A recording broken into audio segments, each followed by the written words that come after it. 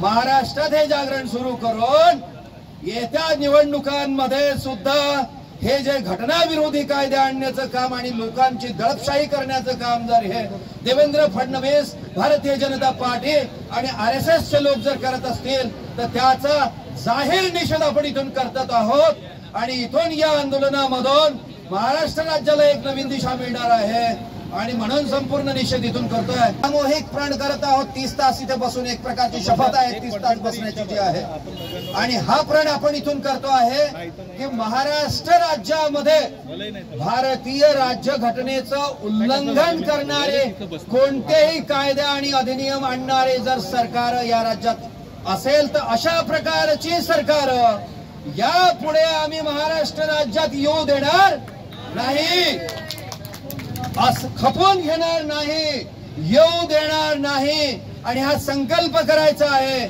आणि केवळ वर्धा जिल्ह्यात नाही तर संपूर्ण महाराष्ट्रामध्ये जनजागरणाचा उद्घोष आपण इथून करून राहिलेला आहोत। आणि म्हणून ज्या मोठ्या संख्येने आपण इथे सहकार्य केलेलं आहे आणि आपण उत्साह वाढवला एक दुसऱ्याचा सगळ्यांचा, त्याच्यासाठी आपण सगळ्यांचं अभिनंदन करूया।